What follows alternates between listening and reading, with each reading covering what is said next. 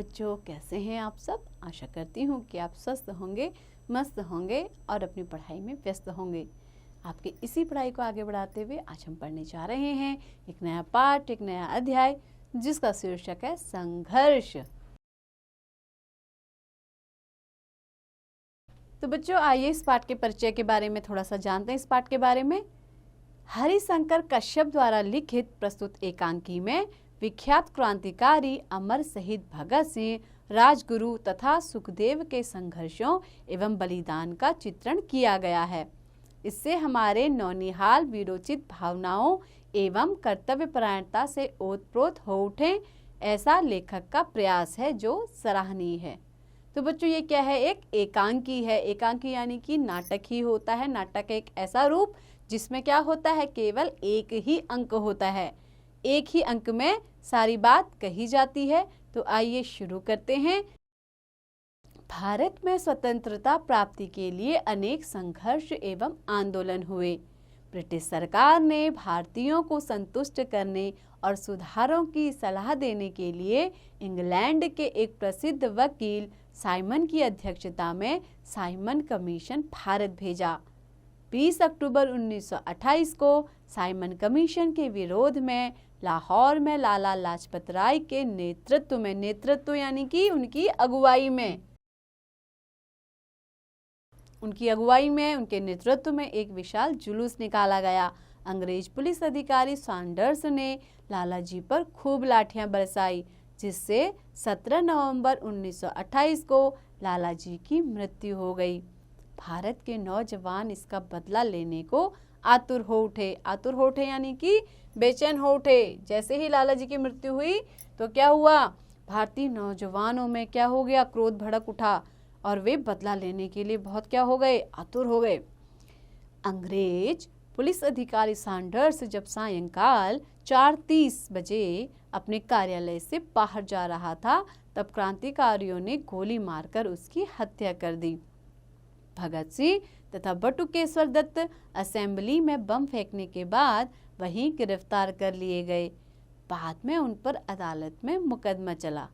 तो बच्चों, मुकदमा चला तो उसका आपको दृश्य के रूप में बताया गया है कि प्रथम दृश्य दिखाया गया है कि वहाँ पे क्या हो रहा है, और आपको स्थान बताया गया है कि न्यायालय का कक्ष है और वहाँ पे कैसा सीन है वो आपको बताया जा रहा है। प्रथम दृश्य में मजिस्ट्रेट कुर्सी पर बैठा है, भगत सिंह और बटुकेश्वर दत्त कटघरे में खड़े हैं, उनके हाथों में हथकड़ियाँ पड़ी हैं, सरकारी वकील, गवाह आदि सभी उपस्थित हैं। न्यायालय के बाहर अपार भीड़ है। मजिस्ट्रेट क्या कह रहा है? भगत सिंह से कहते हैं वो, आपने असेंबली भवन में बम क्यों फेंका? क्या उद्देश्य था आपका? भगत सिंह कहते हैं, हम संगीन जुर्म के अभियुक्तों की हैसियत से यहाँ अदालत में उपस्थित हैं। अभियुक्त यानी कि जो दोषी होता है उसको कहते हैं अभियुक्त। तो वो क्या कह रहे हैं? हम संगीन जुर्म के दोषी की हैसियत से यहाँ अदालत में उपस्थित हैं। हम इस मौके पर अपने आचरण की सफाई देते हुए कबूल करते हैं कि हमने असेंबली हॉल में बम फेंका। हम यह पूरे जोश से कहना चाहते हैं कि हम में मानव जीवन के लिए बहुत आदर है और हम उसे बहुत अधिक पवित्र समझते हैं। दूसरों को चोट पहुंचाने की अपेक्षा हम स्वयं को बलिदान करने को तैयार हैं। इसीलिए हमने बम फेंकने के बाद आत्मसमर्पण किया। हम भागे नहीं। आत्मसमर्पण करना यानी कि अपने आप को समर्पित कर देना। तो उन्होंने क्या किया था? अपने आप को पुलिस को समर्पित कर दिया था। मजिस्ट्रेट बटुकेश्वर दत्त से कहते हैं, तुम क्या कहना चाहते हो? बटुकेश्वर दत्त। तो बटुकेश्वर जी बोलते हैं, हम ब्रिटिश साम्राज्यवाद को भारत में उचित नहीं समझते। हमने ट्रेड डिस्प्यूट बिल पर हुए वाद विवाद को सुना। हमारा दृढ़ विश्वास हो गया है कि अंग्रेज सरकार ने किसी प्रकार की आशा करना व्यर्थ है। इस अपमानजनक निरंकुश कानून से, निरंकुश यानी कि जिस पर कोई अंकुश ना हो, जिस पर कोई लगाम ना हो, जिस पर कोई भी प्रतिबंध ना हो, उसको कहते हैं निरंकुश। इस अपमानजनक निरंकुश कानून से हमारी भूखी असहाय जनता का, असहाय जो कुछ भी करने योग्य नहीं है, असहाय है, ऐसी जनता का, विशेषकर मजदूरों का शोषण ही होगा और वे अपनी आर्थिक दशा सुधारने के मौलिक अधिकारों से वंचित हो जाएंगे। इस बात को ध्यान में रखकर हमने यह आवश्यक समझा कि इंग्लैंड को उसके मीठे सपनों से बमों द्वारा जगाया जाए।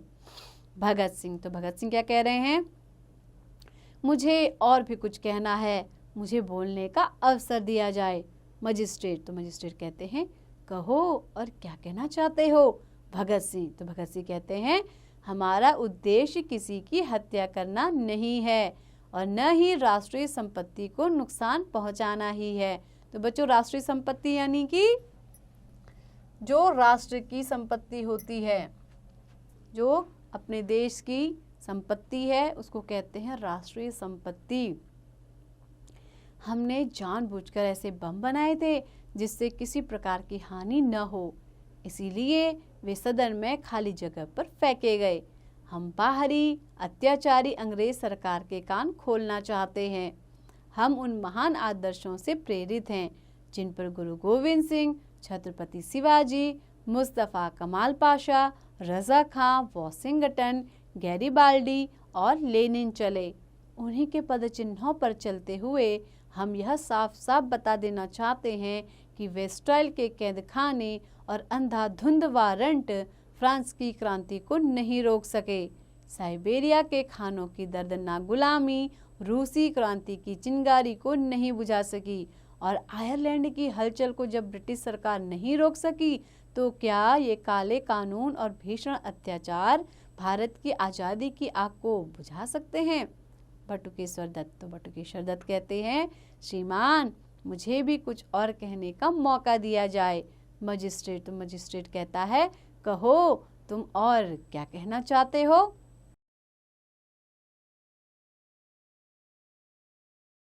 बटुकेश्वर दत्त, तो वो क्या कहते हैं बटुकेश्वर जी? हमारी क्रांति का मतलब न किसी से व्यक्तिगत दुश्मनी है और न व्यर्थ का खून खराबा।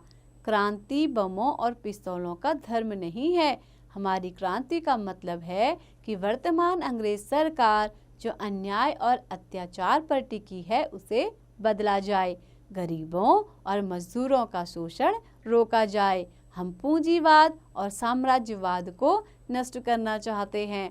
क्रांति के द्वारा हम अपने देश की स्वतंत्रता चाहते हैं। बच्चों, स्वतंत्रता यानी कि आज़ादी। हम क्या चाहते हैं? अपने देश की आज़ादी चाहते हैं और इसके लिए कोई भी त्याग अधिक नहीं है। दोनों नारे लगाते हैं, इंकलाब जिंदाबाद, इंकलाब जिंदाबाद, क्रांति अमर रहे, सर्वत्र शांति छा जाती है। मजिस्ट्रेट, तो मजिस्ट्रेट कहते हैं मैंने आप दोनों के बयान सुन लिए हैं। आपने अपना जुर्म कबूल कर लिया है। मेरा फैसला सुरक्षित है। समय आने पर वह आप लोगों को सुना दिया जाएगा। अब क्या हो रहा है बच्चों? देखो वहाँ पे क्या दृश्य है वो आपको बता रहे हैं। अदालत उठ रही है। सरदार भगत सिंह और बटुकेश्वर दत्त सशस्त्र सिपाहियों के घेरे में बाहर ले जाए जाते हैं। पटाक्षेप, यहाँ पे क्या हो जाता है? पटाक्षेप यानी कि ये जो अंक है, जो आपका ये दृश्य है वो यहाँ पर खत्म हो रहा है। अब दूसरा दृश्य शुरू होने वाला है, तो उसको जब एक दृश्य खत्म हो गया दूसरा दृश्य शुरू होता है, इसको क्या कहते हैं? पटाक्षेप। अब द्वितीय दृश्य यानी कि दूसरा दृश्य आपका शुरू हो गया है। अब दूसरे देश में क्या है देखिए, नेपथ्य से उद्घोष। नेपथ्य यानी कि पीछे से, उद्घोष यानी कि घोषणा हो रही है, पीछे से घोषणा हो रही है। क्या हो रही है? सरदार भगत सिंह, सुखदेव और राजगुरु को फांसी की सजा सुनाई गई है। देश भर में आक्रोश, शोक और क्रोध की लहर दिखाई देने लगी है। स्थान, अब बच्चों स्थान कौन सा है वहाँ पे? लाहौर का केंद्रीय कारागार यानी कि लाहौर की जो सेंट्रल जेल है। समय कौन सा है? 23 मार्च 1931 की रक्तिम दोपहरी। रक्तिम यानी कि जैसे खून जैसा रंग होता है ना, ऐसे रंग की दोपहर हो रही है। वातावरण कैसा है? वातावरण शांत एवं उदासी से परिपूर्ण है। हवा के झोंकों से शांत, निश्चल खड़े पेड़ों से पीले पत्ते गिरकर शोर कर रहे हैं। रह रह कर प्रहरी के बूटों की पदचाप सुनाई देती है। बंदीगण बैरकों से बाहर इधर उधर घूमते दिखाई पड़ रहे हैं। उधर दूर एकांत कक्ष में भगत सिंह लेनिन की जीवनी पढ़ने में तल्लीन हैं। तो भगत सिंह किसकी जीवनी पढ़ रहे हैं? लेनिन की। तभी एकाएक सहायक जेलर का प्रवेश। तो सहायक जेलर क्या कहता है? आदेश के स्वर में, सभी बंदी अपने अपनी बैरकों में चले जाएं। असमय में बंद हो जाने का आदेश सुन कैदियों में कौतूहल एवं आशंका जाग उठती है कि जरूर आज कुछ अप्रत्याशित बात होने वाली है। सभी बंदी बैरकों में चले जाते हैं। लोह द्वारों में खटाखट ताले डाल दिए जाते हैं। हवलदार चतुर सिंह भगत सिंह की कोठरी के सम्मुख खड़ा होता है।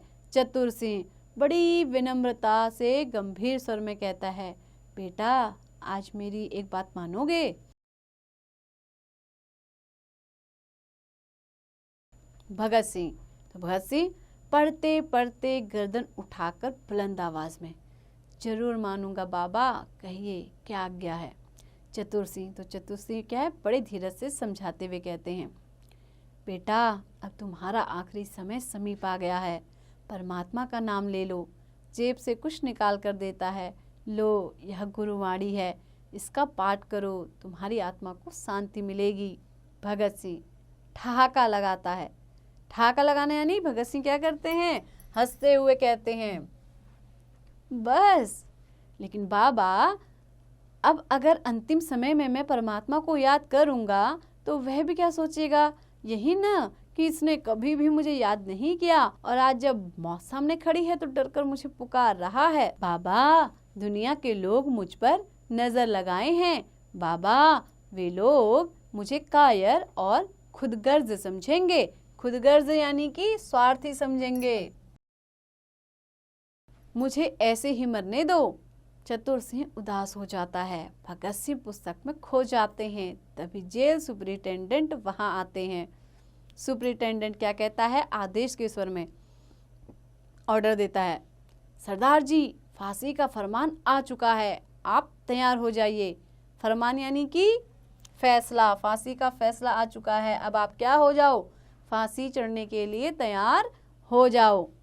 भगत सिंह, तो भगत सिंह क्या कर रहे हैं? आंखें पुस्तक में गढ़ाए बाया हाथ उठाकर रोबीली आवाज में, तो वो क्या है, अभी भी वो पुस्तक ही पढ़ रहे हैं और क्या कहते हैं?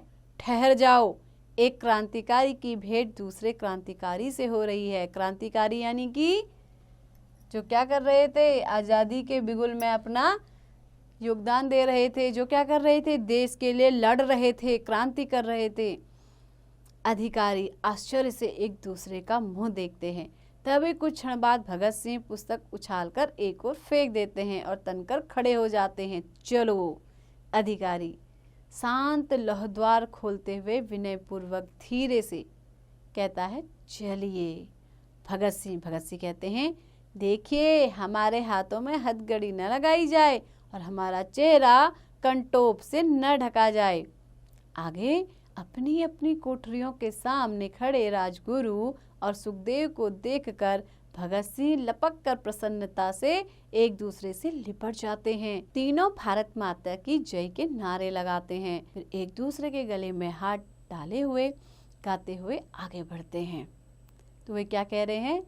सरफरोशी की तमन्ना अब हमारे दिल में है, देखना है जोर कितना बाजुए का दिल में है, वक्त आने पर बता देंगे तुझे ये आसमां, हम अभी से क्या बताएं क्या हमारे दिल में है।